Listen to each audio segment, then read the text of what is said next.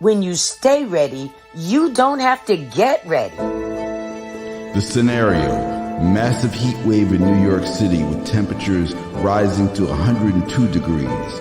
Rolling blackouts throughout neighborhoods in northern Manhattan, large residential towers without power, and Con Ed says the juice is not coming back for 24 hours. The question: who is at risk?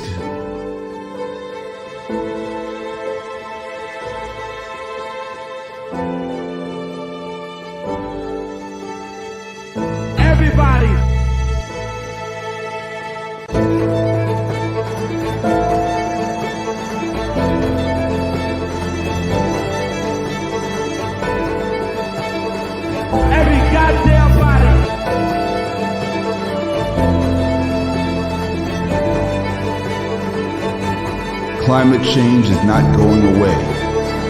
What can we do about it?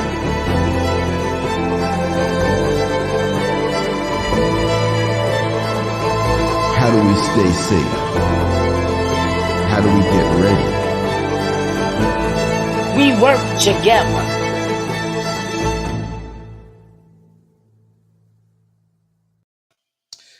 Okay, good morning, everybody.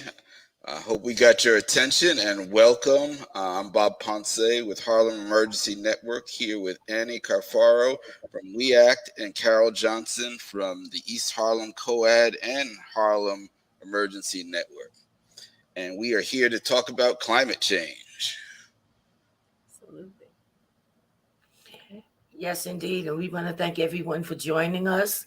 And we are pretty sure that everyone's going to walk away from this presentation with something valuable, something you never heard before, and something that will make you say, it's about time for me to get busy and get myself, my family, and my neighbors prepared for what's to come. We don't come to scare you. We come to prepare you. That is the truth. And we ended our little promo by talking about how we work together. And so this broadcast is a collaboration or a continuation of a collaboration between HEN, We Act, and the East Harlem COAD to address the issue of climate change and how it affects Harlem, Upper Manhattan, the Bronx, and in general, New York City. And so the idea of this presentation is to give you a full framing of what the issues are. There's been a lot of really great work done by We Act in terms of looking at the data, looking at what the specific problems are with an idea toward what the roads are towards solutions. So we want to talk about those. And then we have a special presentation from Mariah Washington from New York City Emergency Management, and it is part of Ready New York. So she is going to go over specific steps and strategies that you can take for yourself and your family to keep yourself prepared. And as we say, when you stay ready, you don't have to get ready. And we're all coming off of, the last couple of years of dealing with the pandemic here. And so we know that all of us are kind of weary. I don't want to look at another problem. But we've also found that it is better to look in advance and see what's coming and prepare ourselves for it than wait for it to show up and then not have anything ready to do it.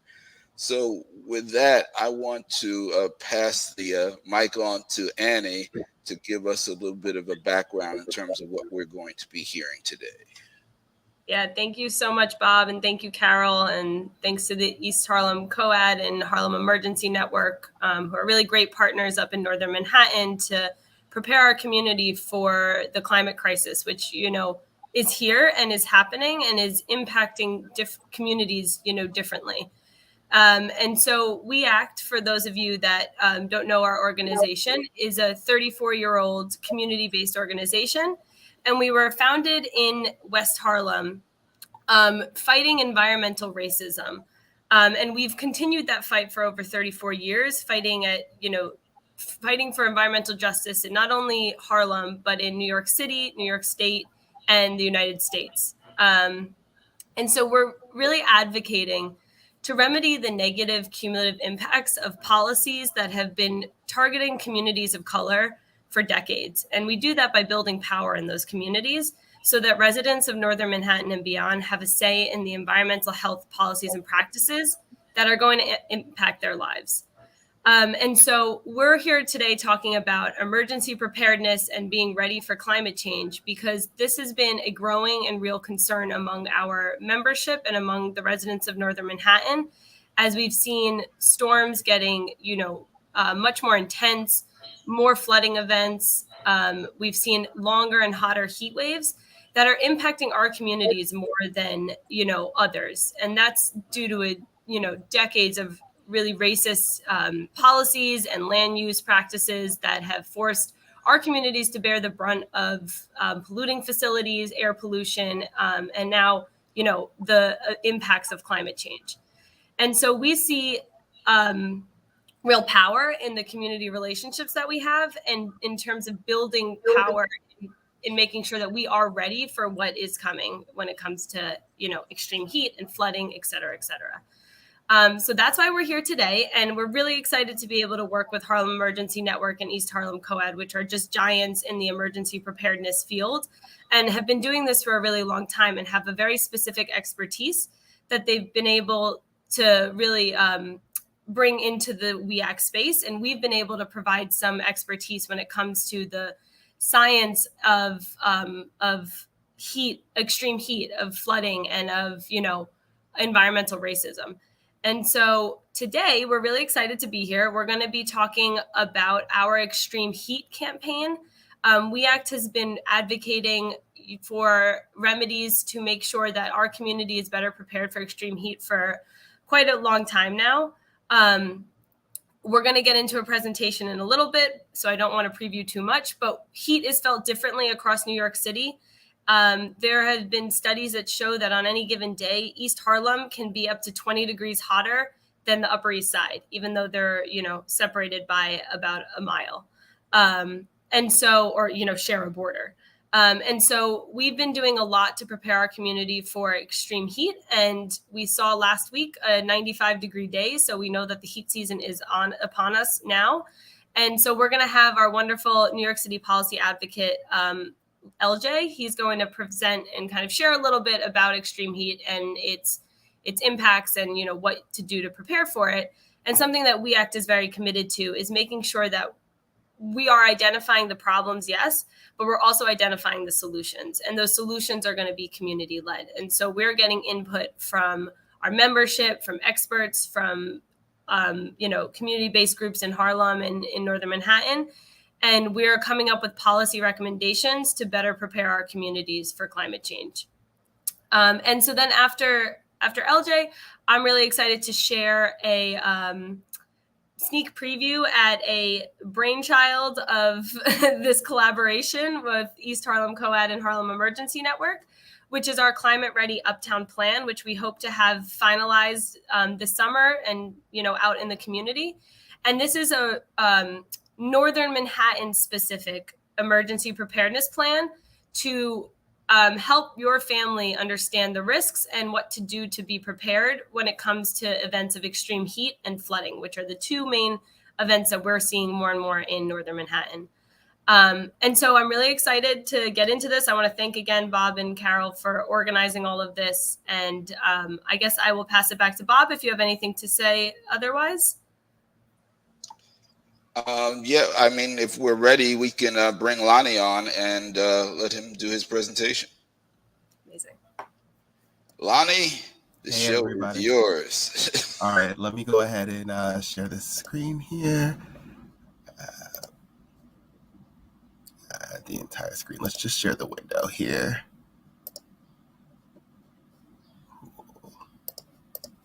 Just making sure. All right. Can everyone see my screen? Yes, absolutely. Okay, great. Yeah, because I can't no longer see anyone else.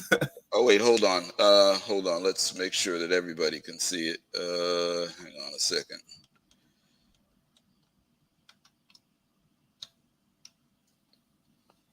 Here we go.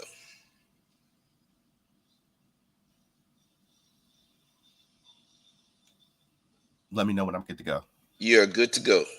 All right. Thanks, everyone. Good morning, and thanks for everyone for coming out and seeing this presentation. I'm so excited to talk to you guys about extreme heat and environmental justice, and I'm calling this Cooling the City with Equity. And the reason why I'm calling this is because there's one thing that people forget when it comes to extreme heat and environmental justice, and that it is not by accident how extreme heat disproportionately affects communities of color and low-income communities, and particularly communities like ours that I live in. I live here in Harlem, so I definitely understand extreme heat, and I can feel it and how it's different than the Upper West Side or Upper East Side.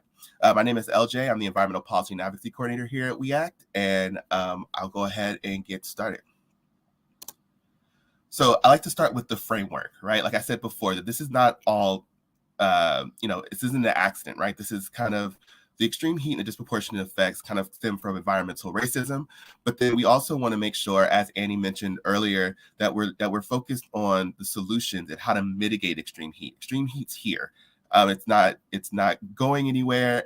So we need to make sure that we are prepared and that we prepare ourselves for how to mitigate the negative health impacts of extreme heat. So when we think about extreme heat and when it comes to environmental racism, environmental justice, and environmental and climate justice, this is kind of framework that we think through.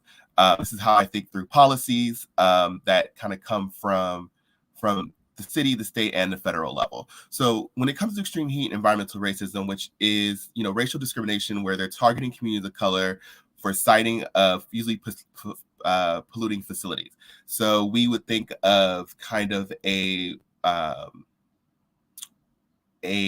some type of peaker plant, or we would think of a nuclear plant or something along those lines when we think of siting of polluting sites, polluting facilities.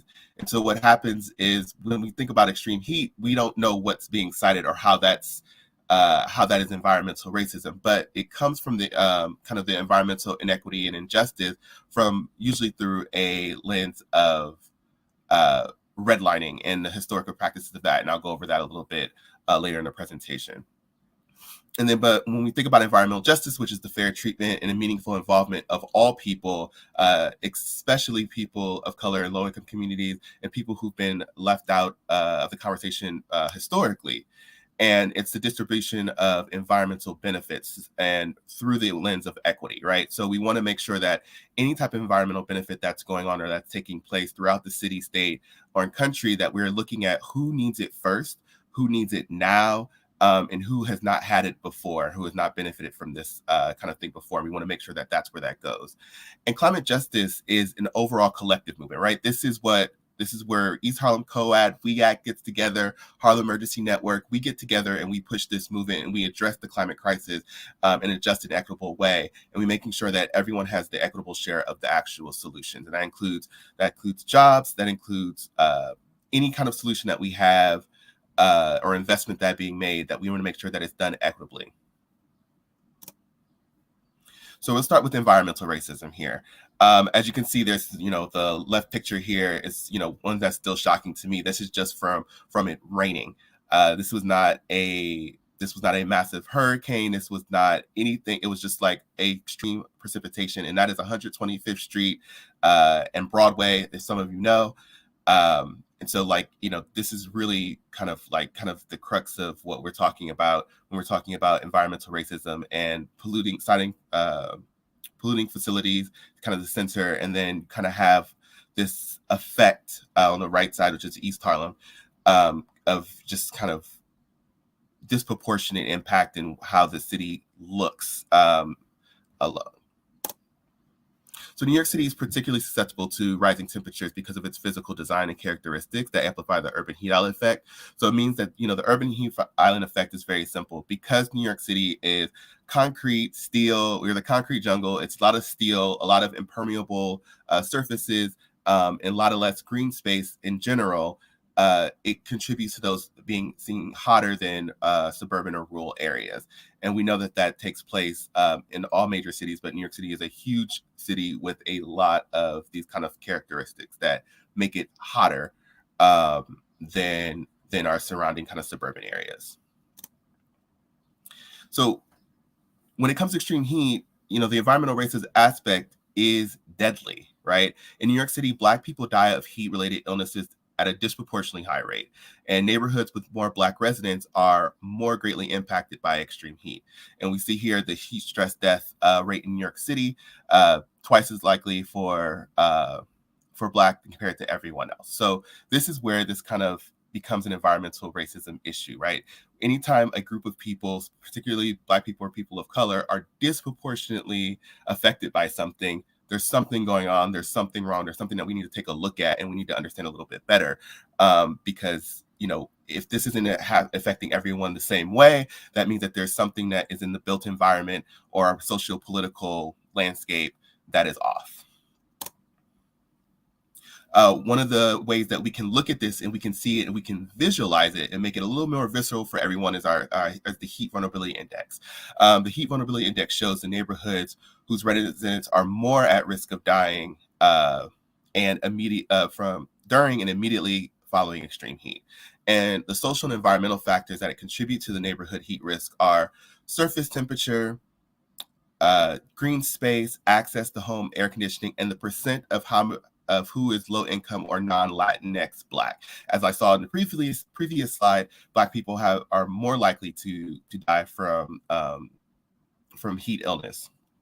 So that's why that's a factor. And this is why I personally love this heat index, is because it includes race as a factor when kind of looking into the mapping of this all. And so if you look here, if you look at Northern Manhattan, you see right there, Central East Harlem is the highest risk, along with the South Bronx. There's some places in Central Brooklyn as well. And if you were to take these maps here and you were to kind of cross them with some other maps, you could see how this kind of disproportionately is affecting people of color in a lot of different ways. And it stems from, and looks very similar to this map. And this is the redlining map. So this is a Depression-era government housing program that put red lines around neighborhoods of color and wouldn't offer home loans for them to purchase, which calls for extreme financial disinvestment in communities of color, and also didn't allow for those communities to ever thrive or become better. And not only could residents not get a loan or buy home, but it also dissuaded other businesses from investing in the area. So you have areas that were purposely by the government and by lending agencies that have been carved out to not receive any type of kind of investment into those areas, and people could not actually afford to own their homes and businesses where they were. And if you look at that map, looks eerily similar to the heat vulnerability index, right? We're seeing the same normal neighborhoods, East and West Central Harlem. We've got South Bronx, if you look at there with the Northern Manhattan area. So we've kind of seen that these kind of redlined areas coincide with the heat vulnerability map. And so, all of these policies are no longer actually in existence, and they are very illegal and extremely explicitly racist. These policies have repercussions that exist to this day, and it creates this implicit racism because we have this kind of idea of these red line neighborhoods and these areas as we're still thinking of them as not desirable or doesn't need as much an investment. And that kind of shows today. So if we look at an East Harlem street versus the Upper West Side street, the surface temperature is 31 degrees hotter in East Harlem. 31 degrees hotter in the surface temperature of East Harlem compared to the Upper West Side. And these two photos I love to use because it just shows the stark difference. I mean, I'm always in the Upper West Side. I used to work there, so I know, and I'm always in Harlem and East Harlem as well. And this difference is not an exaggeration. This is not a one-off. This is what these streets look like on the Upper West Side versus the East Harlem streets. And you can immediately notice the difference, right? One of the biggest things is greenery. There's pretty much no shade, no tree covering at all in the East Harlem photo versus the Upper West Side photo, where you are seeing tree-lined streets everywhere. And they're also right off of Central Park, if you're on Central Park West. And then you also have the river and Riverside Park further west that kind of like lines that neighborhood. So because of the historic racism that has happened when it comes to redlining, this is the kind of result that has happened rather implicitly, but also there's an explicit component to it of, just saying that East Harlem doesn't necessarily deserve to look like the Upper West Side because of the how the people look in that neighborhood or that area.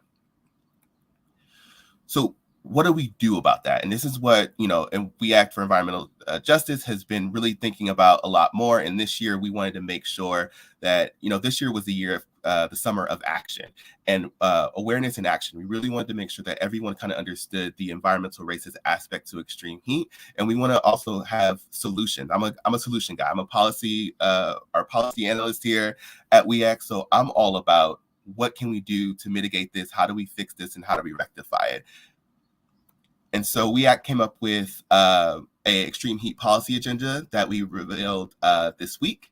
And it's a bunch of strategies and policy ideas that we can go to move forward to mitigate extreme heat in a lot of different ways and areas. And we also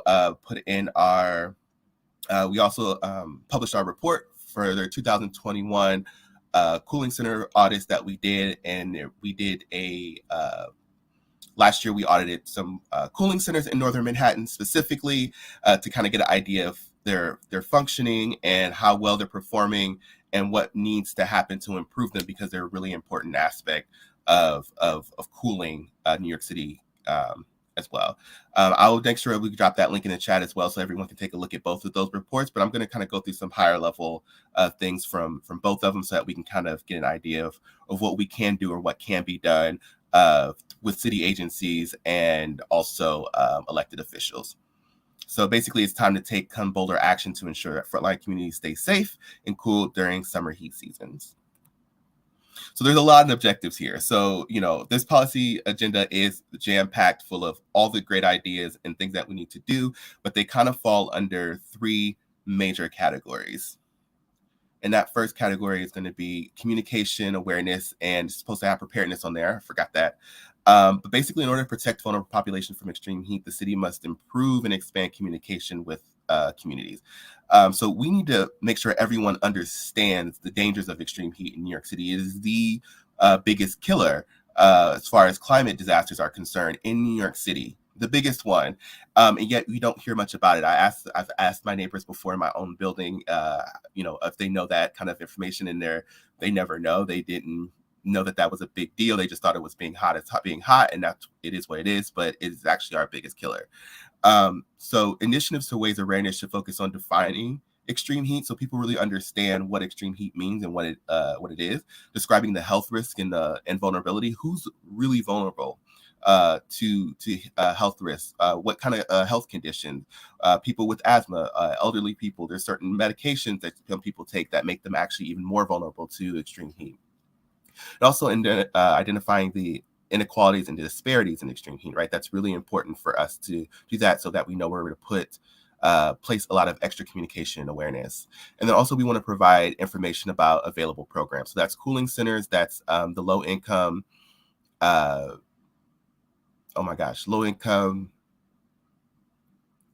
energy assistance program, LIHEAP, and kind of any other program that is available for people to actually use in order to stay cool. And then the next biggest piece that we're going to be really working on is affordable cooling options. Like I talked about before, expanding LIHEAP or the HEAP program to increase access to air conditioners and reduce the economic burden of electricity used for vulnerable populations. So the one great thing is, there's a program that's state run called HEAP, and it has a cooling option, affordability option, to where you can get a air conditioner for free and pay for the installation as well.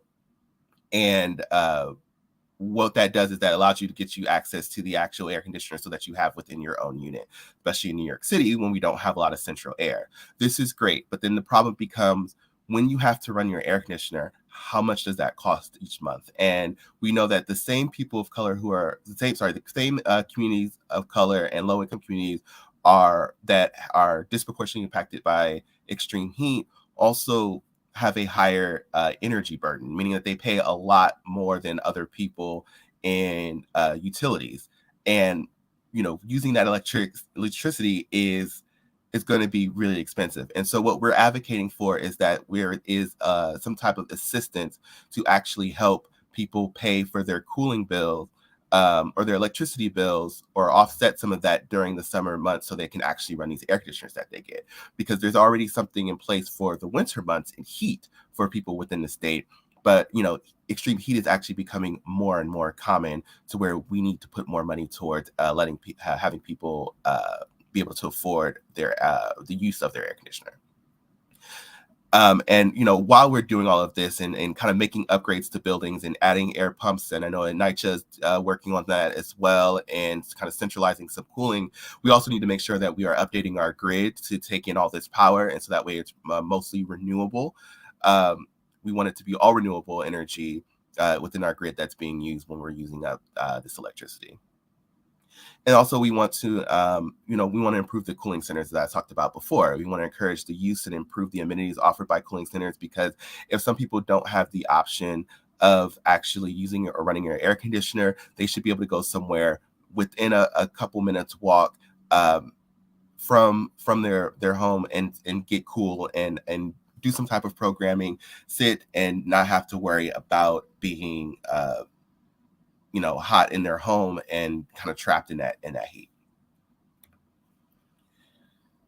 We also want to look at green space and green infrastructure. This is really important. That green space and green and like trees, grass, shrub cover, they help cool neighborhoods. And less green space in neighborhood is associated with greater risk of death during heat waves. We noticed that from the heat vulnerability index. One of the aspects of that metric was green space. And so it's really important that we kind of send this throughout the city, because currently of the 736 green roofs in New York City, over 300 lie in Midtown and downtown Manhattan, while the rest are spread throughout the entire city sporadically. So the city must prioritize installing green roofs in heat vulnerable neighborhoods. So we really need to look at where are green roofs and green infrastructure throughout the city, and really map that out and say, okay, there's a disproportionate amount in Midtown and downtown Manhattan. I mean, 736 green roofs total in New York, and 300 of them lie in Midtown and downtown Manhattan. That's a huge disparity that needs to be fixed. And we're also really supportive of the new A Million More Trees initiative. And we hope that those trees go to street tree planting, particularly in East Harlem along that 125th Street corridor, and also 125th to 145th Street on Lenox Ave. Anyone who's from Harlem knows that those are some really hot areas that have practically no shade, and they are extremely hot. I was just experiencing that the other day when we had that 95-degree day when I was running my normal errands, and I realized that I was sweating profusely when I was in that area. But when I went to the Upper West Side to do something, that was not the same. I didn't have the same feeling of being extremely hot while I was running my errands and kind of like just going by my everyday. So kind of some of the things from the cooling center report that we noticed overall is that there are 32 cooling centers that were open. The average temperature on those days, there is a heat advisory, was about 89 degrees. 91% of them were open and operational. They should be 100%, but only 90%. So some of the things that we are also looking at is wayfinding. How do you know how to get to a cooling center, or if a cooling center exists in your area? 84% did not have any way of wayfinding. That means that if you get off of a train or a bus, or if you're at a major intersection, you have no clue that there's a cooling center nearby or how to get to one at all. And also 47% had an outdoor sign, which is kind of ridiculous, right? They all should have an outdoor sign, at least right outside the building, letting you know that this is a cooling center. And only 28% of the staff were heat trained, meaning they can only 28% really knew the really negative health impacts of extreme heat. And so we really want to make sure that they're trained up on that and can identify those signs, so that way they can know how to help appropriately get someone help that they need. And then down there is a breakdown of kind of how many cooling centers there were in each of the neighborhoods in Northern Manhattan that we had. All right, so that was kind of concludes that presentation. I hope you guys learned a little bit about that. So the idea is, let's take action. Sign up for New York newsletter, because we'll always be putting things out there about extreme heat. You can also reach out to me as well if you have questions or ideas or something that you want to work on, or if you want to know more about. Definitely reach to me, Lonnie@weact.org, and we can kind of take action together. Let's mobilize everyone. Keep talking about this. I'm going to drop a link in the chat as well. That's going to have a link to like all of our extreme heat work and a bunch of different links and for the city. Look at our policy agenda. Look at our cooling center report and really kind of help us. It takes an entire village. It takes all of Northern Manhattan. It's going to take all the city to really get together to make sure that our elected officials and anyone who's a decision maker and our city agencies are doing what they need to do to make sure that we are prepared for extreme heat. And I am going to stop sharing. Lonnie, that was great. I brought Carol back in just to have a couple of quick comments on the great information you shared. I wanted to bring Carol back on because once again we saw how East Harlem always seems to be on the map for the wrong reasons. The thing that I saw, which really frames the environmental racism is that I look at the map, the heat index map, and it's the same map we saw in terms of negative health impacts from COVID, from lack of testing. It just seems like the same neighborhoods, the button just keeps getting pushed on them over and over again. And we're so glad to see the data collection that you guys have done, that we can really identify these problems and help take a stance against them. Carol, you had any thoughts on that? Yeah, this speaks directly to why the East Harlem COAD, Community Organizations Active in Disasters, formed, because we needed a group to rapidly mobilize community organizations, local businesses, churches, children organizations, senior centers, and to get them information, rapidly disseminate information and resources, because these things are always lacking in our neighborhoods. We saw both our strengths and our weaknesses, but we also saw the full purpose of why we formed during this pandemic. It seemed like nothing was at our disposal. We had no testing sites. We had no vaccination sites. We had no PPE. The PPE kept shifting from place to place, but we were doing our homework and noticing that, as you spoke earlier about the downtown areas, the Upper East Side, Upper West Side, their PPE distribution spaces always stayed the same, where ours kept shifting. We couldn't find them. The cooling centers were said that they had to be ADA accessible for people who had disabilities, mobility issues. And the first center that was offered to us, you had to go up about 8 steps to get into the building. A lot of our vaccination sites were not accessible. And so this was the reason why we formed. We were able to see that the difference in the response in our areas and let's say in response to the East Harlem gas explosion, and when a year and 13 days later, we saw the same thing take place in the Lower East Side. The response was like night and day. And we noticed that what worked downtown was community organizations getting together where the resources were, stepping in to assist New York City Emergency Management. We have the resources, we have finances, we have clothing, we have children and baby items and female products. We have all of these things available. We have restaurants to provide food. And so by all of these people having already joined together, they were able to assist in their recovery effort in a way that we couldn't. And so looking at this, the lack of food, the lack of healthy food, the lack of medical centers, we see the systemic racism, the redlining from day one. We're sitting in a donut, so we're right on the East River. Years ago, it's got to be about maybe 6 or 7 years ago, it was talk of the fact that the East River will eventually crest.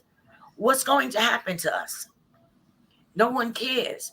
And that's why we need groups like ours to come together to formulate a plan. And most importantly, for our neighbors to get involved. We can't do this alone. We can do the work, we can do the research, we can gather supplies, but then we have to let you know you have to be looking, attend these meetings, and find out what's going on in your neighborhood, how you can access these different items like LJ was talking about. The cooling, the air conditioners. We know that fans just blow nothing but hot air around, but these are things that we need to work together in order to get um, a firm grasp on what is needed in our community and to fight back. We come from a community of people who are fighters, who are marchers, who are protesters, who didn't stop. We wouldn't even be allowed to have a platform like this had it not been for those people. And so we're continuing the work, but we need you as the community involved with us. It's not a lot. Sometimes it's just a matter of reading information. It's a matter of printing up some flyers. That's our position now, to make sure that we disseminate information. People will know where the resources are, what to do in cases of emergency, already have a plan in place. The worst time to get prepared for an emergency is when you're in the middle of it. What are you going to do? And the other thing that we need to realize is that oftentimes in communities like ours, we don't have a disaster. We don't have an emergency. We have emergencies that generally morph together. People are still trying to recover from Sandy in East Harlem, Ida in East Harlem. And so that happened. We were in the midst of a pandemic. Now we had extreme heat days. And so these are all emergencies that's hitting us all at one time. But what we come is share information so that you know that when these things happen, and as I said, they do have a propensity to pile up on red line areas, areas of color, communities of color, and low income people.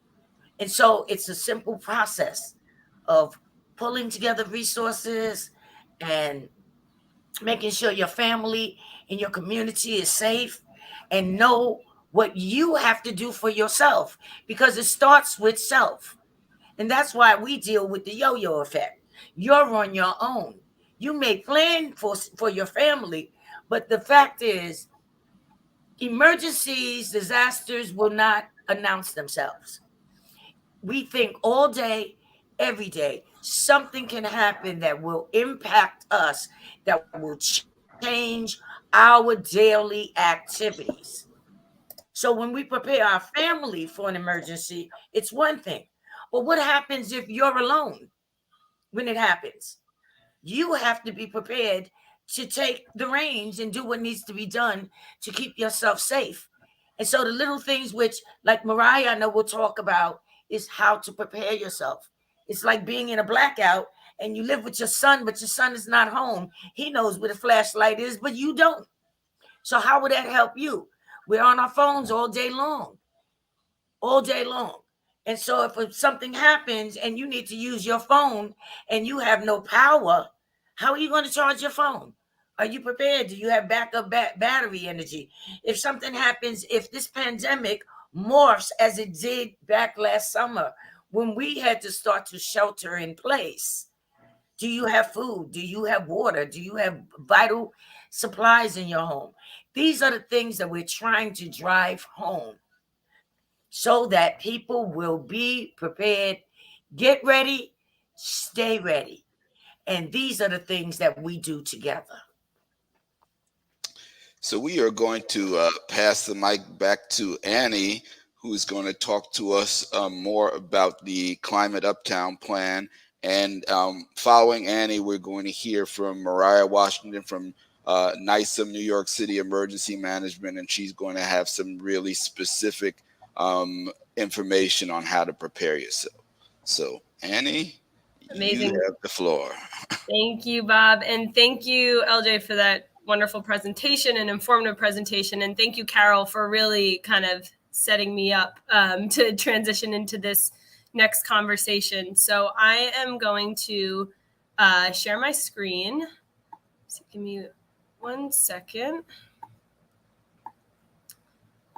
All right. Can everybody see my screen?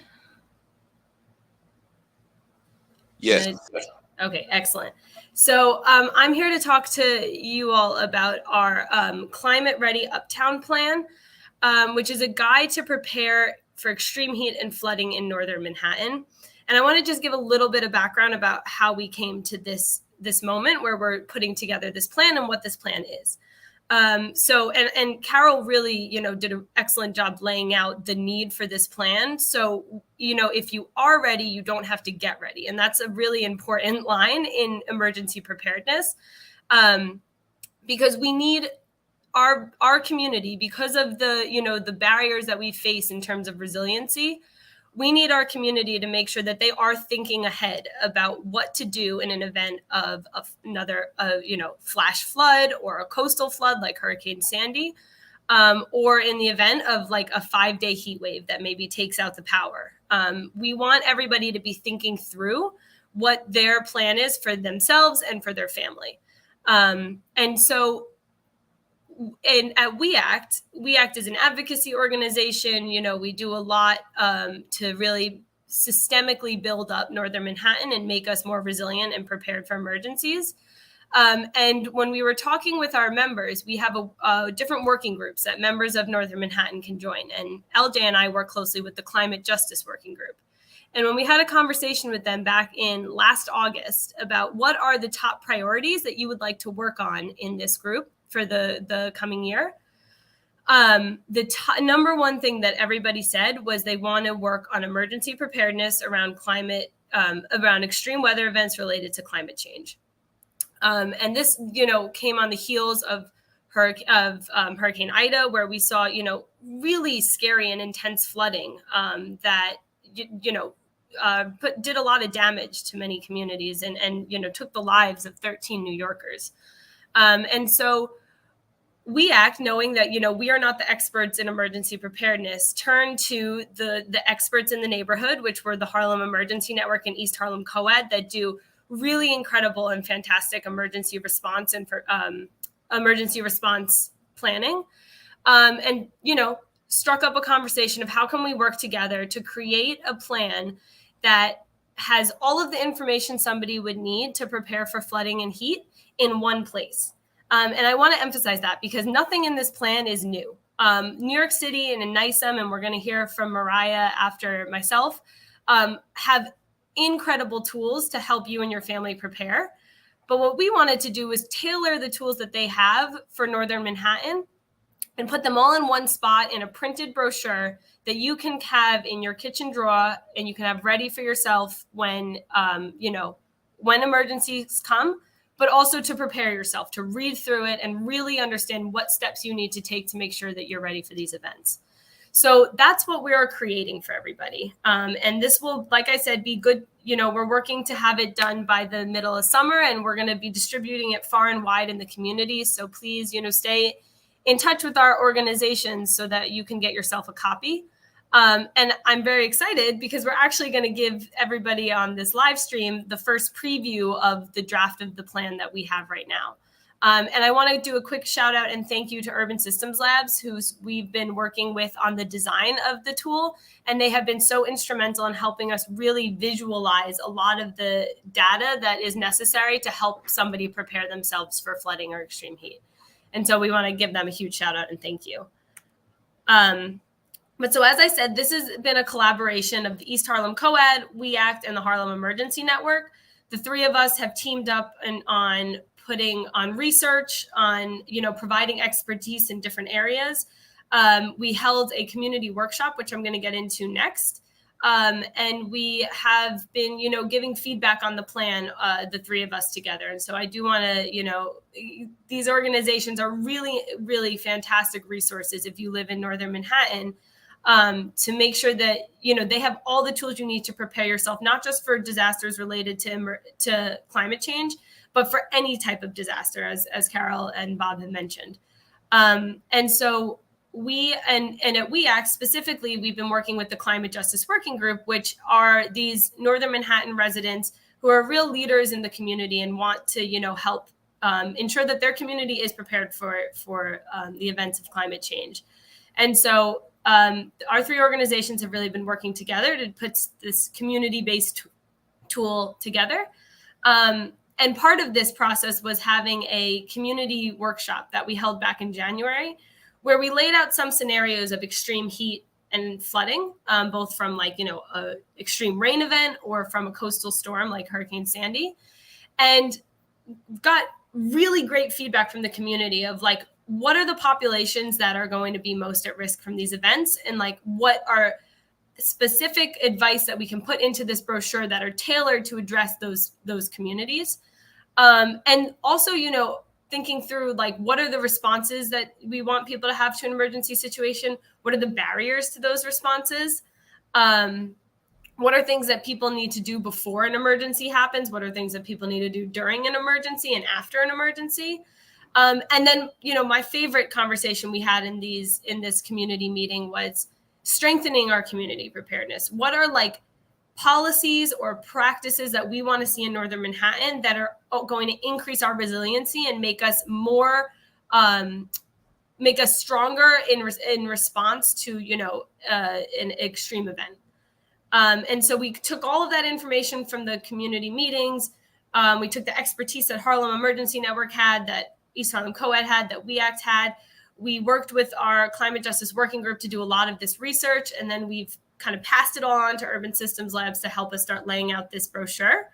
And so you're looking at right now one of the very first drafts of this. The final version is going to look different, but this is some of the information and ways that we're thinking about trying to get this information out there around flooding and heat. And so we help people understand, well, I'll start at the top. We have an advocacy section because we know that, emergency preparedness doesn't stop with you preparing your household. That's the beginning, and that's amazing, and everybody should be doing that. But there's also, as we've talked about a lot today, there's systemic inequalities in the resources that Northern Manhattan has access to. And so we really want to continue this advocacy to make sure that Northern Manhattan is getting the preparedness that they need from the city, whether that's bioswales, rain gardens, cooling centers, more tree cover, et cetera, so that our community can better withstand flooding and heat. But then we also are going to go into, preparation for evacuation if you're flooding, how to stay safe during a flood, what to do during a blackout, and how to recover from a flood, something that not a lot of people think, too much about, because, you never hope that a flood is going to happen or you have to maybe leave your home. And then we also are going to talk, a lot about heat. Understanding your risk.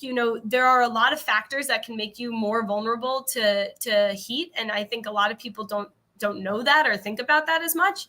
And so we really make sure we lay out all of the vulnerabilities that somebody might have that could increase their risk of, a heat-related illness in the event of a heat wave. Also talking about how to prepare yourself in your home for heat, how to identify heat-related illness, which is a very important thing. How heat-related illness escalates, and it can escalate really quickly. And so we want people to have that awareness so they can see it in themselves or somebody, a close family or friend during a heat wave. And then on the back of the plan, which is, I think this is the real way that we're tailoring this to Northern Manhattan, is we're going to have a map of Northern Manhattan that is going to have a lot of information to help you better understand your risk. So, as I've mentioned, again, this information is out there. Nothing that we created on this map is necessarily new. But what's critical about this is we put all of that information that's scattered everywhere in one spot. And so our goal is for this side of the plan to be really interactive. And so you can mark your home. You can see if you are in an area that is vulnerable to street flooding during extreme rain or coastal flooding during a storm. You can map your route to your nearest hospital, to your, meetup spot with your emergency contacts. You can map, your bus route, your subway route, and see, is your subway susceptible to flooding? And so we really want people to, spend some time filling out the side of the brochure, filling out their emergency contacts, thinking through who those people are, putting in their hurricane evacuation zone number, to get folks to start thinking about this, like Carol said, ahead of time, because you don't want to be doing this while your house is flooding or while there is an evacuation order. And so this is a little bit about the plan, and this is kind of a zoom in close up so you can see some of the detail that we're putting in. We're including where to find link centers. So, Link NYC is free charging. So as Carol had mentioned, if there's a blackout and your phone dies, and that's your main form of communication with outside emergency contacts, where can you go to potentially get power to charge your phone? We're also going through, going to make sure we include lots of information of resources that you can stay informed. And I want to mention again, this is currently a draft. We're going to be undergoing another round of community feedback. We're going to be having a focus group with members of all three of our organizations. And we'll be getting feedback from the Climate Justice Working Group and from our three organizations. So, this plan will change, but this is kind of the bones that you will see when it comes time to print. And these are some of our sources. And I think that is the bulk of what I wanted to show everybody. And so I just forgot the last point that I wanted to make, but that's okay. I think what I did want to say, though, is that, our goal is for people to take this plan who maybe don't have experience in emergency preparedness and just read it and really start thinking through, okay, this actually, this does relate to me, or I didn't realize that I was vulnerable to heat in this way. And start really thinking through some of the steps that they can take to prepare themselves and seeking out further resources. We're very limited on space, and we had a lot of information that we wanted to put in this plan. And so our goal is that this is the starting point. This is helping people really think through their preparation and how they can be better prepared. And so we're really excited to have the final draft to be printed and sharing. I'm happy to take any questions or comments. Just great work that's been done on this. Seeing it from the early stages to where it is now, and where we're looking at the final product to be really useful resource, and a way to just encourage people to understand that planning for emergencies is like planning for picnics. Everybody has somebody in their family, like the aunt or their mom, who always has the napkins, the bottle opener, the forks, the knives, all the condiments. It's the same thing. It's the same skill set. It's like, just, if you have a list of things that that you can go through this list, so that that whatever comes up, you can handle it. That's all this is. And what we want to do is basically use these tools to demystify the process of planning, not make it seem in your mind like it's this big thing, but it's just something that we can do and we can start to incorporate. And when we do it as a community, when we can get all of aspects of our community to start to incorporate this planning as part of your habits, it's how we create the resiliency that helps us to deal with these things. So on that note, I am pleased to now introduce our good friend, our buddy from downtown, Mariah Washington, Director of Community Engagement for New York City Emergency Management. She has been a great resource and partner with our community groups, and is an example of the type of collaboration that we need between city agencies and community groups in order to make things happen. So Mariah, welcome to our live stream. Thank you, Mr. Bob. Thank you for having me. Thank you for allowing me to join you all. I am looking forward to just sharing a couple of tips to really help prepare you all. Ms. Carol Johnson said in the very beginning, we are here to prepare you, not to scare you. And so as we go through these steps, don't think you need to buy new things. It's about utilizing what you have and going from there. And so I'm going to go ahead and get my slides queued up. There we are. And so for the goal today is really just to how you can prepare your family and how can you help your neighbors prepare for emergencies. I'm going to emphasize, we don't want you to keep this information to yourself. We need and want you to share this information with your loved ones, with your frenemies, with your neighbors, and help them coordinate and know what steps are necessary to prepare for emergencies. But before we dive into those steps, I just want to do a brief overview of our agency, New York City Emergency Management. We are helping New Yorkers before, during, and after emergencies. We have a team of folks who help doing the plan and preparedness. So every type of emergency, natural, infrastructural, and man-made that you can think of, we have a plan that we've worked with other agencies on the city level, as well as the state level and the federal level. We emphasize and implement and activate those plans depending on the type of emergency and also at the direction of our mayor and the mayor's office. So know that we have hundreds of folks behind the scenes who are planning for emergencies, who are accessing what hazards exist and saying, oh yeah, like there are great vulnerabilities here. So we need to make sure that we put some things in place to prevent flooding. We also respond to emergencies and we help do the first layer of recovery when emergencies happen. And so the image that you see there are a couple of individuals with some New York City Emergency Management jackets looking at a major fire. Once a fire impacts multiple families and multiple households, we are usually on the scene as the liaison agency. So we're connecting all the agencies and making sure folks are active in their lead roles. There's sometimes we have to tap folks on the shoulder and say like, hey, this is your lead because it's this type of emergency. And lastly, we are educating the public. So opportunities like this for us to give you some steps or how to prepare. I also lead organizations and networks throughout the 5 boroughs on how they can prepare their organizations in their community. So not just creating plans for your household, but a community emergency plan at a larger scale. So when we think about personal emergency preparedness for you and your household may be your loved ones, your friends, or even roommates. We say there's 3 very simple steps that we want you to take. We want you to make a plan. We want you to gather your supplies, and we want you to stay informed. Stay informed with the city's official source of information. So when you think about making a plan, you're going to create your emergency support network. And so what is your emergency support network? When you think of the word network, think of a net. If I were to fall into a net, who is going to be holding that net to make sure that I don't hurt myself? So I have some loved ones in East Harlem. I have some folks across the river in Jersey. I have some folks in the Bronx. I have some folks in Brooklyn, and I have some folks in Queens. I also have a lot of folks down in the Southeast area.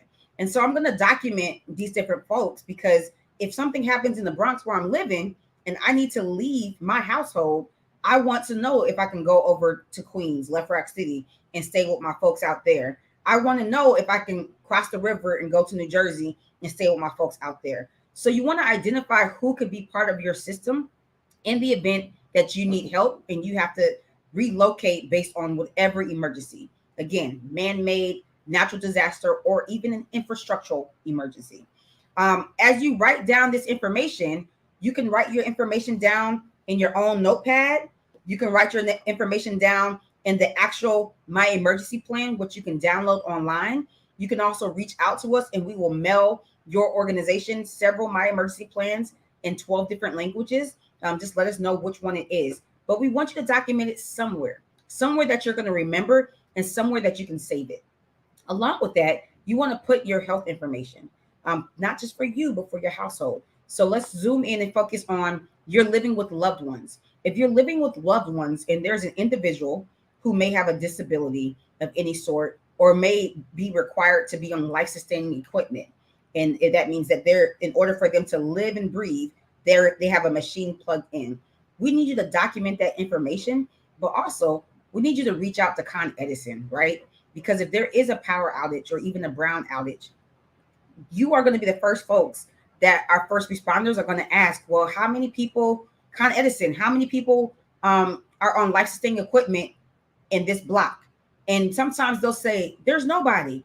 There was a blackout back in, I think it was July 2019, on the west side of Manhattan. And they're like, yeah, there's no one on life-sustaining equipment. And I'm looking over at my colleagues and I'm like, how is that possible? I'm sure there's somebody with life-sustaining equipment, but they didn't register.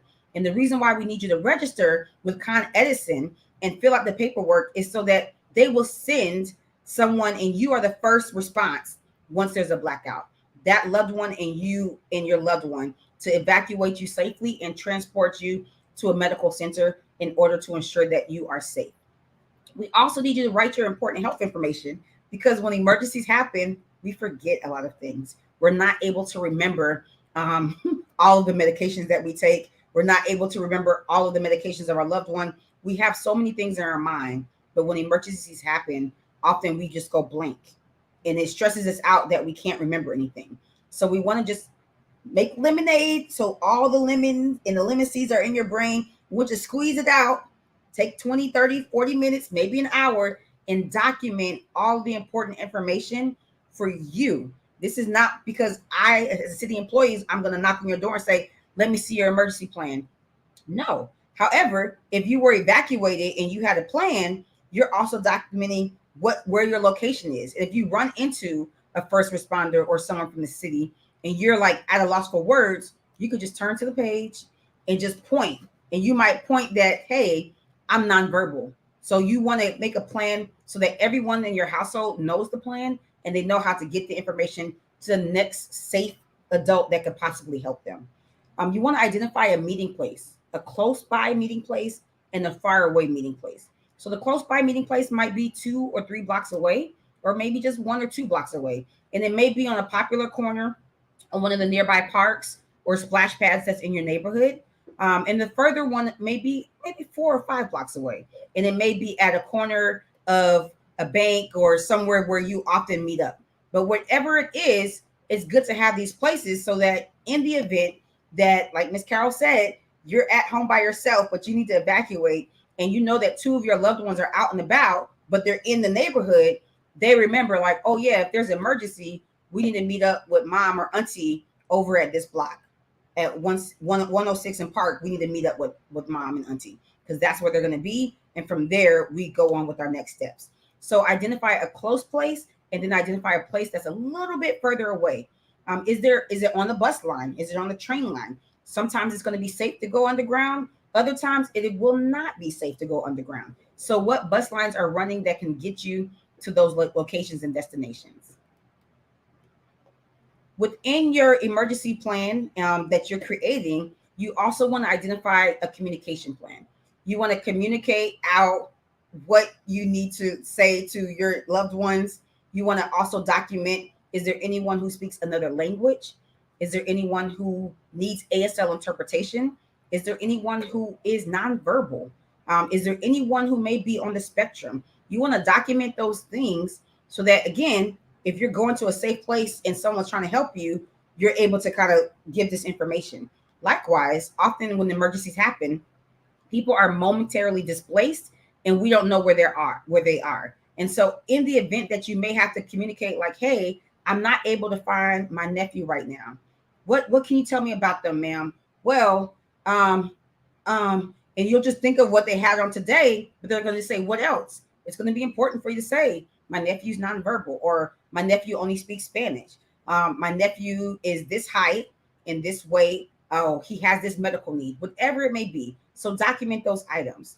You need to know how and when to evacuate. So right now we are in hurricane season as of June 1st. Coastal storm seasons, we know that where it can rain, it can flood. And so it's not just saying, oh, I'm in zone 3, so I'm safe.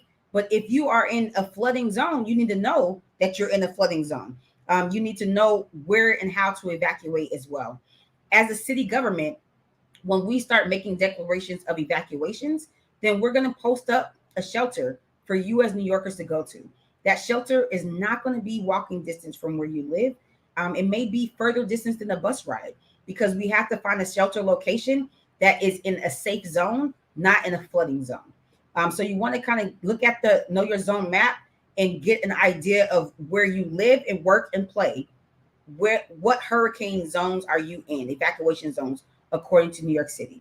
These zones are not flooding maps. These zones are not for you to make declarations on property. These are how the New York City government will evacuate you according to the risk level based on whatever the said storm is coming our way. We will post up those shelters. We will post up service centers. And when we do, we're going to amplify it on Notify NYC. We're also going to amplify it on the local news. It's going to be on social media. It's going to be on the radio. It's going to be on the TV. And you can always call 311.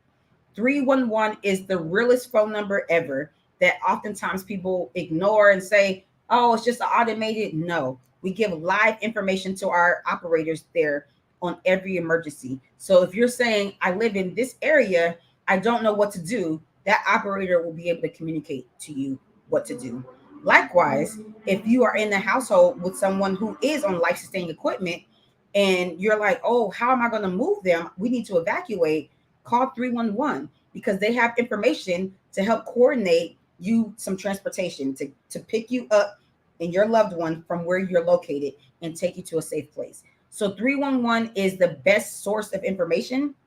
If you speak a different language outside of English, they will provide the interpretation necessary to give you that information as well. Now, as you're establishing your plan, I mentioned Know Your Zone. Know Your Zone, you can go to www.nyc.gov/Know Your Zone. And Know Your Zone website is going to say like, hey, do you know which evacuation zone you live in? And I like to take it a step further. Which zone do you live in? Which zone do you play in? And which zone do you work in? So for me, that's going to be 3 different zones. I live in the Bronx, I work in Brooklyn, and then I play a little bit in Manhattan and a little bit in the Bronx. So I need to know, like, am I in a red zone, which is going to be zone 1? And that's going to be the first tier that if the city says we're going to do evacuations, that's how they're doing it. They'll say, hey, zone 1, you're going to need to evacuate. We strongly encourage. Here are the locations for the shelters. We will continue to provide you with updates. You also will get a blast on your phone if you register for Notify NYC. So as community members look at this map, as community leaders look at this map and pass this information on to your congregants, to the people you serve, and to your neighbors. Now, the first step is making a plan. So we have our plan. We're all set with our plan. We are prepared to go ahead and gather our supplies. So what does it look and feel like to make a go bag? I have had amazing conversations with various folks who pack very different things. I've noticed that veterans often have the most robust go bag with a lot of equipment that's beyond my imagination, but it's based on some of their experiences. And so what we will say is there's not a matter of do or don'ts, but you want your go bag to be easily a bag that you can lift up and take away. So in my go bag, I'm going to have some copies of my vaccination IDs. You might have medicines and prescriptions. Take your empty bottle, throw it in your go bag. So you don't have to memorize which medications you have. And if you didn't write it in your plan, you will have that piece of paper that Walgreens gives you, or you'll just have that bottle and you just throw it in your bag. You want to put together an emergency supply kit based on your needs. If you have an EpiPen, guess where the EpiPen should be? It should be in your go bag. I also recognize that everyone does not have an extra EpiPen. So your EpiPen more than likely is going to be on your persons and with you at all times. I know that EpiPens expire. And so don't throw out that expired one. Just put it in your go bag because that storage life may be a little bit long lasting and it still may help you. Asthma pump, you want to put it in your go bag. You want to put a little bit of undergarment. You want to put a small outfit in there. You want to make sure that outfit is appropriate for the weather. I have to update my go bag because I have sweatpants and a long sleeve pullover. And I know that if I put that on, the way the weather's been, I will just be dripping in sweat and I will experience heat exhaustion, which we don't want to do. So in your go bag, make sure you have your plan in there. You want to make sure that you put some mask in there if you want to be healthy. Based on your comfort level, you'll put a Ziploc of some important items in there as well. Put your documents in a Ziploc in the go bag. You also may have a passport or other forms of identification. So you want to make copies of it, but sometimes we have an expired ID of some sort. And it's like, what do I do with it? put it in a Ziploc and put it in your go bag, because you want to have to be able to prove, unfortunately, who you are. And in the event that you're like, I don't know, I lost my purse on the way here, but you grabbed your go bag and your go bag has your old information, your current information, but expired ID, that's still very much well and good. Some people put their lease, copies of their lease in their go bag because of the tensions that you may have with your landlords. So put in there what you find is necessary for you and your household to be as proactive as possible. You're going to put a bottle of water in there if you're able to. For me right now, I have to drink electrolytes a lot. So you're going to put a pack of electrolytes in there. You might also just want to start carrying a bottle of water with you every time you leave the house as well, because we are experiencing the extreme heat components as well. One thing I want to make sure that you put in your go bag is also some cash. You might put $5 in there once a month. You might put $5 in there every 2 weeks. Whatever you're able to, as you put cash in there, don't take it out. Allow it to accumulate and grow so that whenever that emergency happens, you can grab your bag and go. And if the machines are down, you're still able to buy whatever it is that you and your family may need. If you have children if you have children, you want to maybe put a small little plush toy inside your bag, maybe a little coloring book and a little pack of crayons that they've never seen before, so that they're not tempted to go in there. For every individual in your household, there should be a go bag. So if there's 4 people in your household, make 4 go bags. If you have a pet, make a go bag for your pet as well. A little bit of their cat food, dog food, a toy.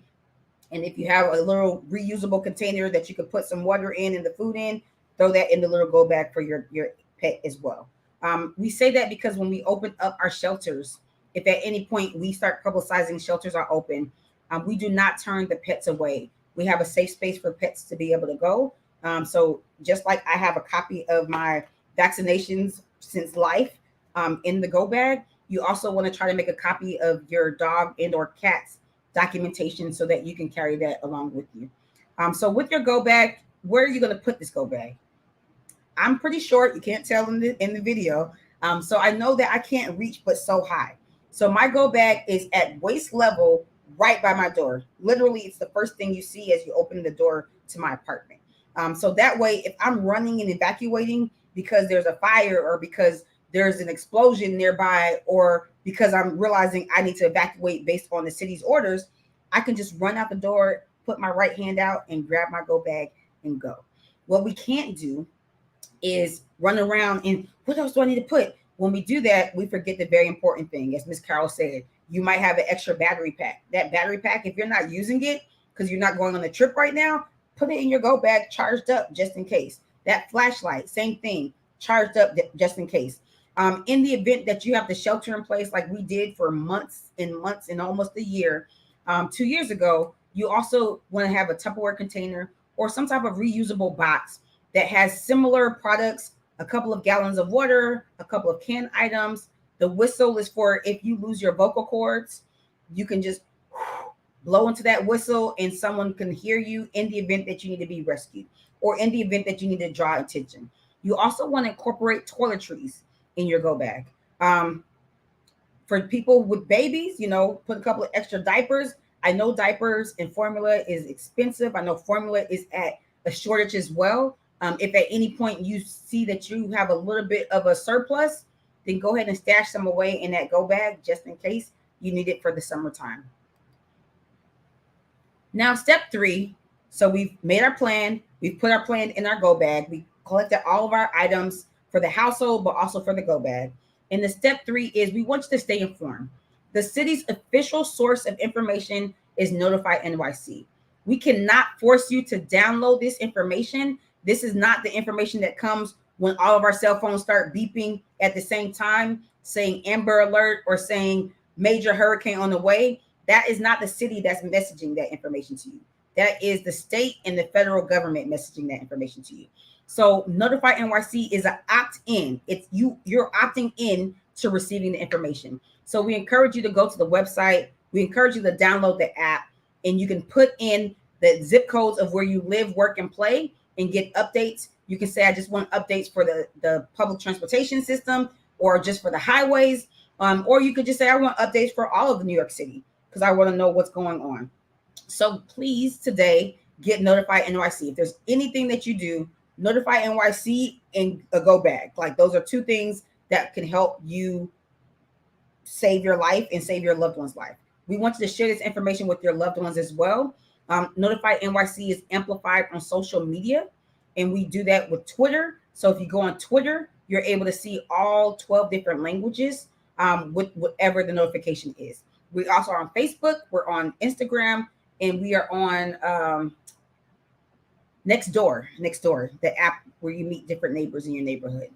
And then as we were making the plan, you might want to download the Ready NYC. So you might say, listen, Mariah, I'm not going to be able to put anything in the notebook. I don't have time for that. I'm all on my phone. Great. Ready NYC allows you to download the app and put your information in there. Now, when you put together your plan, you have to share your plan with the people in your household and the people that are holding up your support net, your network. So make sure that you share this information with them. Make sure that your whole household is prepared. Now, we've talked a little bit about heat earlier. We shared the science behind it, the dangers behind it, the data behind it. So just a couple of considerations and reminders that we have received from Department of Health that we'd like to amplify. Make sure that folks are using air conditioners. There is folks who are at high risk. If you're on any type of blood thinner medication, any medication impacting your organs, you are at high risk for heat exhaustion and heat strokes. And so it's really important to stay hydrated. When there are power outages and during the hot weather, that can be very, very life-threatening. So you want to make sure that you have waters in the freezer and the refrigerator. So if there is a power outage, you're still able to hydrate. You want to know the signs of heat illness. So if you are getting clammy and you're just sweating everywhere, you're exerting out the water in your body, and that's of concern. You know, oftentimes I went 10 years with no air conditioning, and it was pride and ignorance. And because I would just, during the summer, I would just sit still and just be like, I'm going to take a nap. And then I'll wake up like, oh, I'm so exhausted. I'm so thirsty. That was a little bit of heat exhaustion. It wasn't a cute cat nap. It was the heat taking over my body, and I wasn't fighting back. So now, even this morning, I had a big cramp in my calf muscle, and that's my body's signal. My body muscles will start cramping, and that's when I know, like, oh, I'm not hydrated enough. Let me go ahead and pour in some electrolytes and keep drinking water so I can hydrate. So each of us, our bodies provide different warning signs. Be aware of that. Don't ignore it. Some people may wake up with a headache. It's not stress. It's the heat exhaustion. Your body sweat and exerted out so much water that you are not able to function and think clearly. Fans alone are not enough. There are so many people who just, I'm guilty. For 10 years, I'm like, the fan is good. I don't need air conditioning. The fan is good. My secret was going to the movie theater.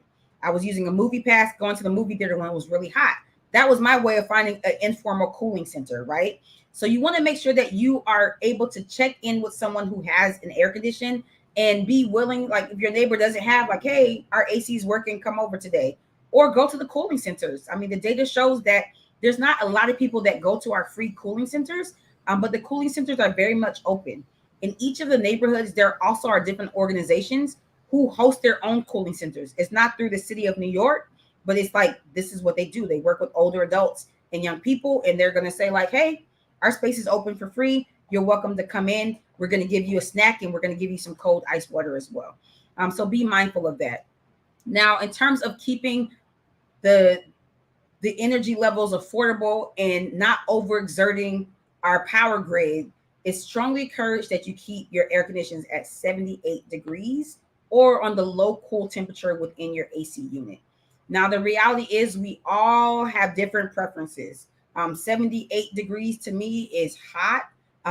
Sometimes it works, but you want to just do what's best for you. But you want to be mindful that what you do on your AC impacts collectively the rest of the building. So if you have your AC on 60 degrees and times 100 people in your building, then that's a lot of energy. So try to use it at discretion. If you're going to leave the house, don't keep it on 60, just turn it on 78 just to keep it at a neutral temperature. And when you come in, you'll feel the difference. You'll feel that it's cooler, and you also preserved a little bit energy.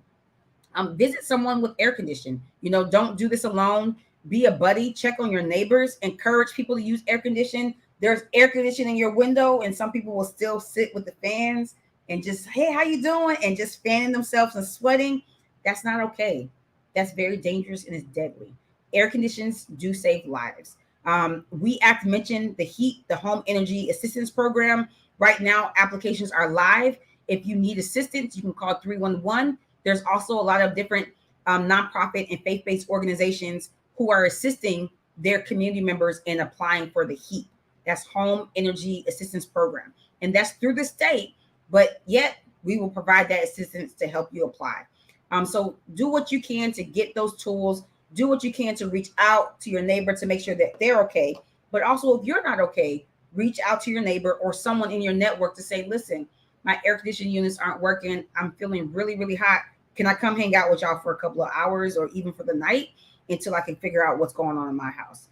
So you have your plan, you have your go bag, you're staying informed, and just be mindful of the weather. We know that heat is one of the most deadly weather components that we experience, but it's underreported as well. So check on your neighbors, check on your friends, check on your frenemies, check on your loved ones during this summer. It's going to be a hot one. We already had a teaser. Know that in terms of our cooling centers, we have different triggers to activate the cooling centers, and it's based on consecutive days with temperatures over, I think, 94 degrees. So there's various different elements that cause us to trigger and say, hey, the cooling centers are open. We always want you to check on 311 or even the Cooling Center Finder website before you go to where you think the cooling center is, because sometimes it's true. Sometimes the building or the library is not available to be open, or the school is not available to be open because their AC is closed. So always check 311 or go to the Cooling Center Finder website to identify. That website will only be active when the city of New York activates the cooling centers throughout the 5 boroughs. Now, last piece, I think I may have gone over, what can you do for your community? What can your community do for the others? You want to use that buddy system, check on your neighbors, see who the older adults are, see who has chronic illnesses, and just keep checking on them. Hey, you've been hydrating, you're good. Can I bring you anything? Are you sure? Is your air conditioning on? Oh, you're not using it? Why is that? Okay, why don't you come over and hang out with us for a couple of hours until 9 p.m. when things might cool off a little bit more.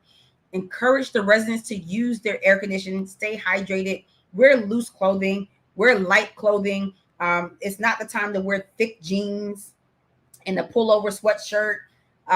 Be loose with your clothing because you want your body to be able to breathe. You don't want to trap the heat into your body. Share the emergency notifications. So if you're registered for Notify NYC, but your neighbor isn't and they don't want to sign up for it, when you get information, just like, hey, just letting you know this is what's going on, go ahead and get some things ready because we may be evacuated. You often see the spray caps. If you want a spray cap, call 311. The local FDNYs usually do it as well, the fire department and Department of Environmental Protection often post up the different spray caps when we know it's going to be a hot consecutive days of just extreme heat and the heat index is going to be through the roof. I'm going to stop there, Mr. Bob, if there's any questions. Great. That was a tremendous presentation. I'm going to bring back Annie and Carol. And I think we're about ready to close things. And Lonnie, let's bring the whole crew here to close this thing out. We had a chance to share a tremendous amount of information today.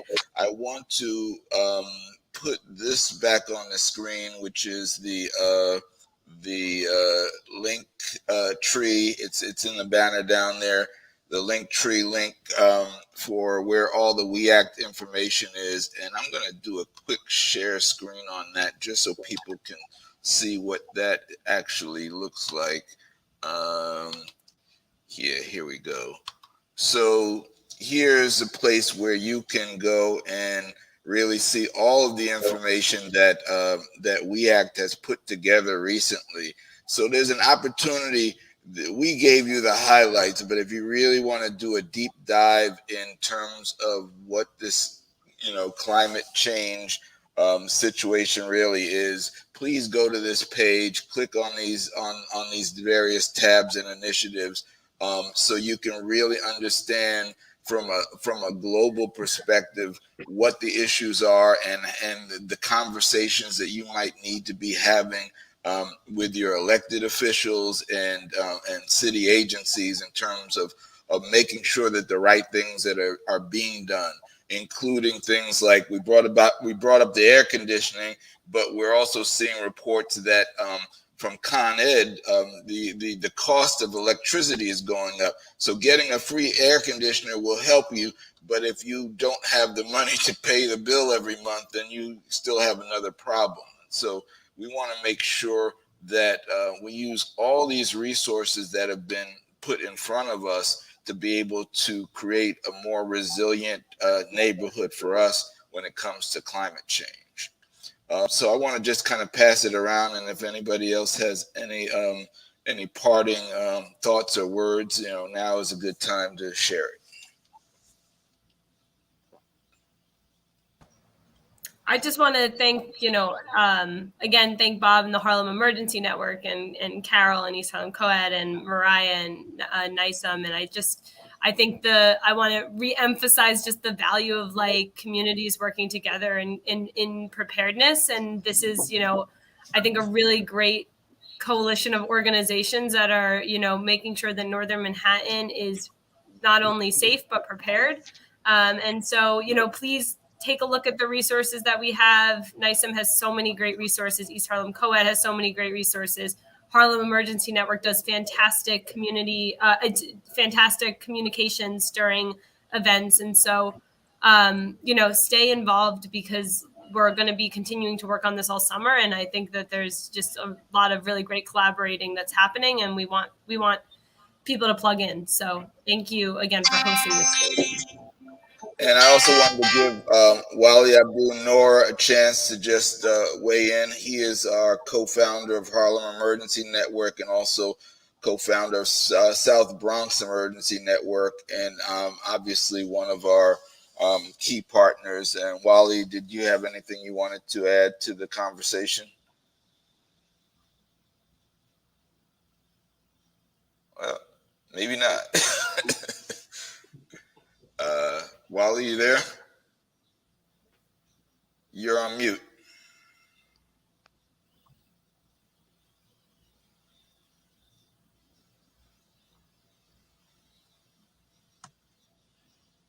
Can you hear me now? Yes, absolutely. All right. This was very informative. It's very great to see this coming about. I am going to say that you all are talking about Harlem and Upper Manhattan, but this also includes Upper New York. We actually call it New York North, everything above 96th Street. We are, the maps that you showed in the beginning, they all show that the Bronx, especially like you said, the South Bronx is highly impacted the rest.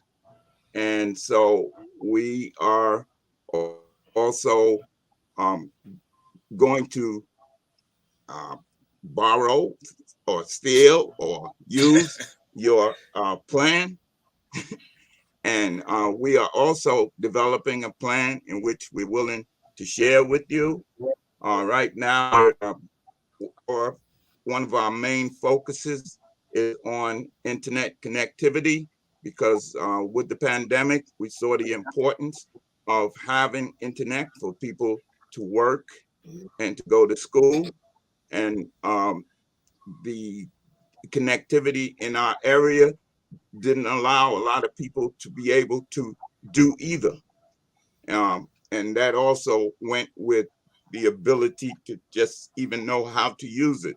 So we have that's one of our key programs that we're working on now. We're taking a survey of the community so that when we go to the politicians and the internet providers, We're going with just like you've done with React. We're going with true data so that we can, see if we can get some results. This is actually a culture. It's no longer a movement. Just listening to all of the things that were being said today, this is actually worldwide, and the effort now is to get the population to get on board. Like Carol said, the information is starting to come about. We're starting to come with the policies. We're starting to come with the equipment, the knowledge, and everything. But now the people got to get on board, and this going to be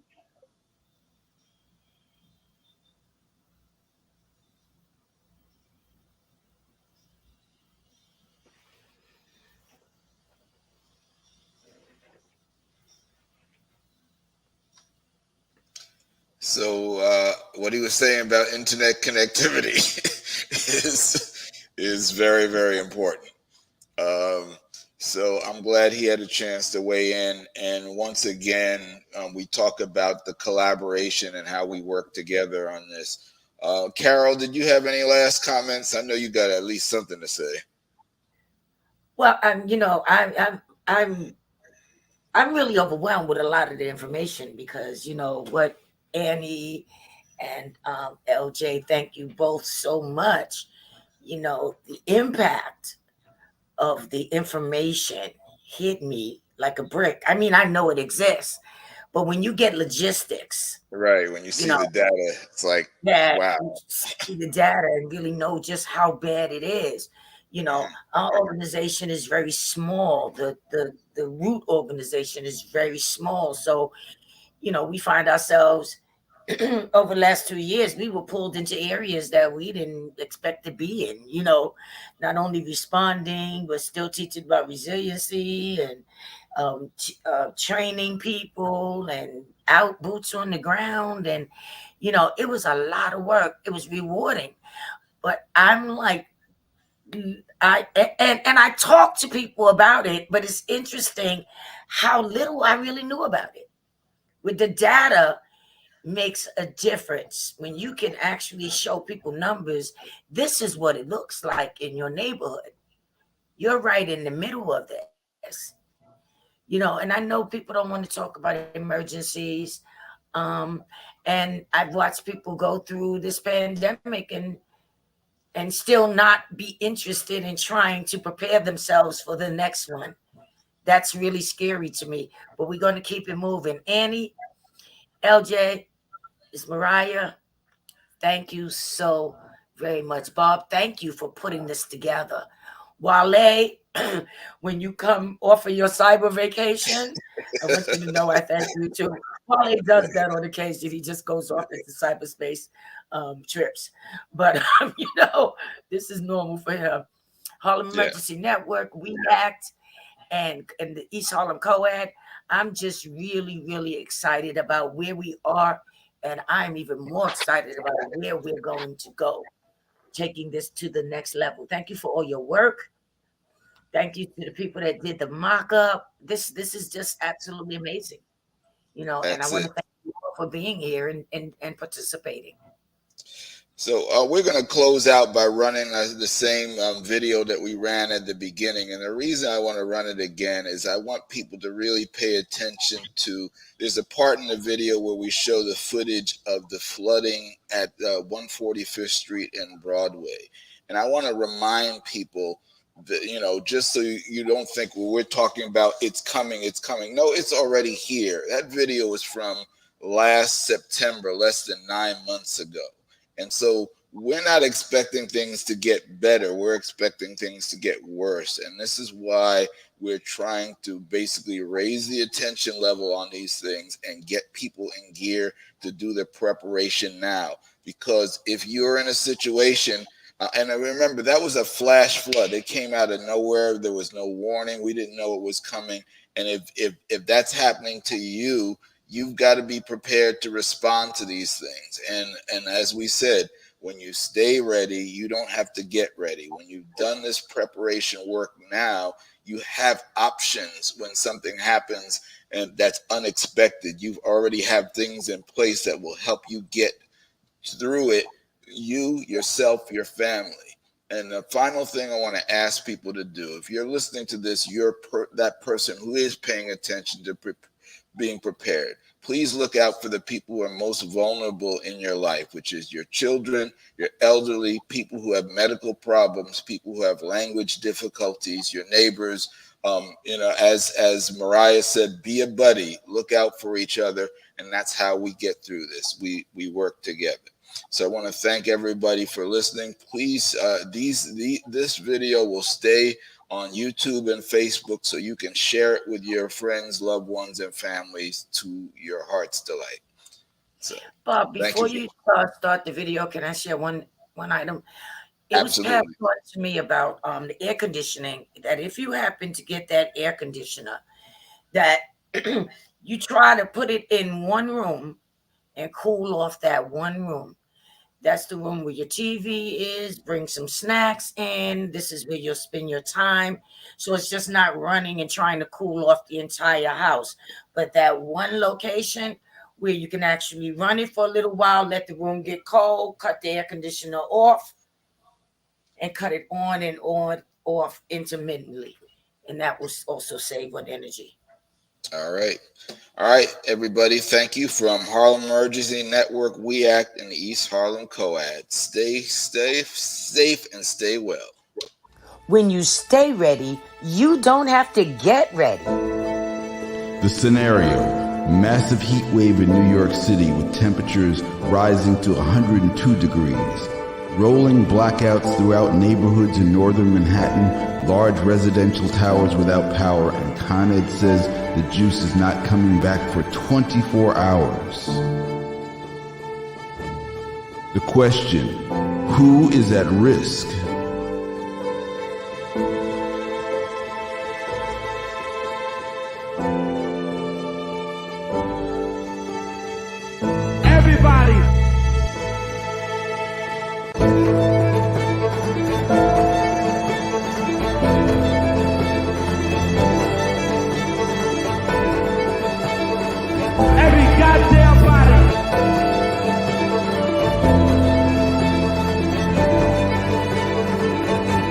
Climate change is not going away. What can we do about it?